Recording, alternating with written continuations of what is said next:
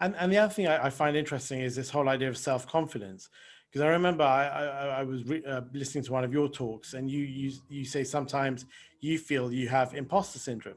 And if you think about, you've written 4 books and you've done all this stuff in your life, but I think that's quite nice in a way, that you still feel that you're trying to get better and you're trying to improve. And I suppose with self-confidence, is there anything that one can do to try and gain it? I mean, what do you think? Any particular thoughts on that? Yeah, a couple thoughts on that. So, look, here's what I believe. I believe that only imposters don't have imposter syndrome, right? I think that that's actually true. The bottom line is this. That anxiety that you feel when you're getting up on stage to give a talk, or pushing publish on a blog post, or record on a video or a podcast, that's natural, right? It's the sense of like, oh my God, I'm putting myself out there, and we hope that people like us and they listen to it and they share and they say nice things to us. The only way to overcome this is to just face it head on, and continuously do the thing that scares you, the thing that makes you feel imposter syndrome. So for example, if speaking in front of people makes you feel like an imposter, go do that a lot. Right? It just gets easier over time. If recording podcasts terrifies you, go do that. Practice, get better at it. You will get better at it.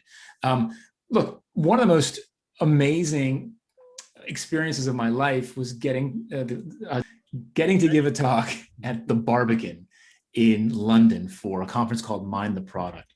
The Barbican, first of all, is a beautiful stage.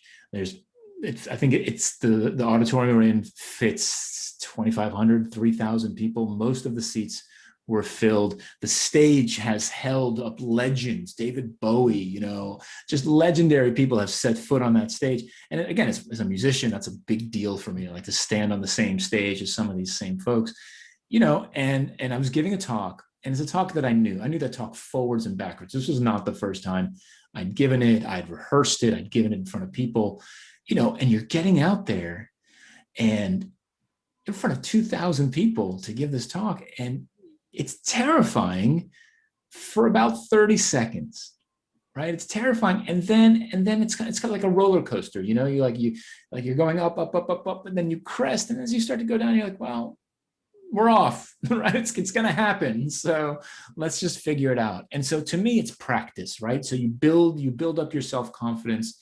The imposter syndrome never goes away. I publish a blog post every Monday, right? And I'm like, no one's going to read this. This is garbage. And then some people read it. And you're like, oh, okay, some people liked it. That was pretty good. It never goes away, but the continuous, the persistence to keep doing it, that's what gets it. That's what gets you over that hump.